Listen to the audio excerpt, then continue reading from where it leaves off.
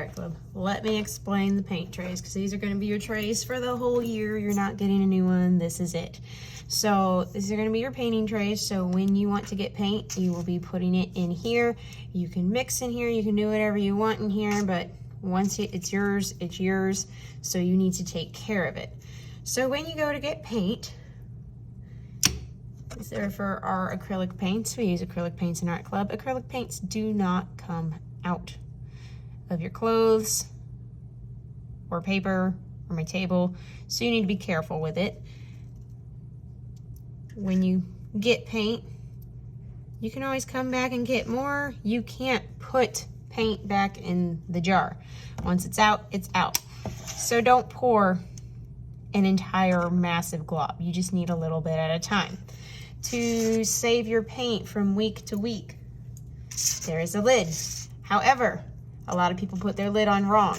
It does not go like this, okay? If you wanted to make food, you would have it like this, but it needs to be like this. So with the lid pointed down, you're gonna write your name right there in the middle, because this is the top. So when I want to save my paint, I'm putting it in there like this, because I want as little space between my paint and the top of the container as possible, because I want it to stay wet. To close this, I have to bend the foil down around my lid.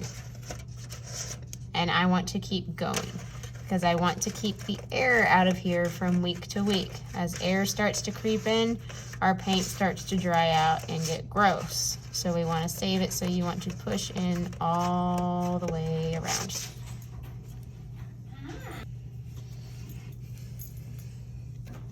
So when you're ready to use it again, you just fold back the foil all the way around.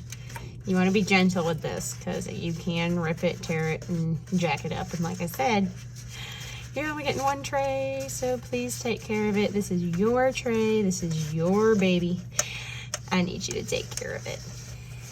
Okay?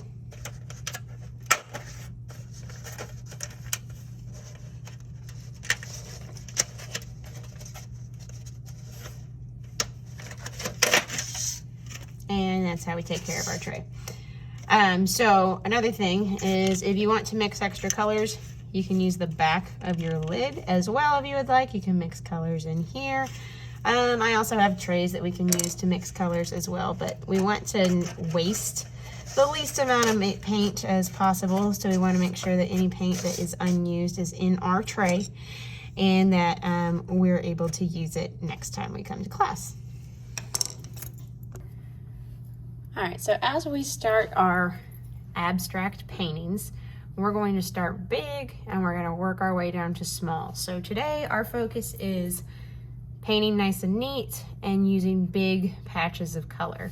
So what I'm gonna do is I'm gonna kind of break my picture up into a few different shapes. Kind of like I'm making a puzzle piece or something here. You can do it however you want. Your shapes could be geometric, it could all be straight lines, things like that. It is really up to you. I'm just gonna break mine down into a few different sections. And then I'm going to paint, and I'm going to be painting my different sections nice and neat. Now you guys can mix your colors however you want, but you kind of want to start with these big sections of color to begin with. When you get color on your brush, guess what? You only need it on the tip. And when you hold your brush, hold it like you are holding a pencil, and then very carefully, you're gonna start to paint in those sections with your colors.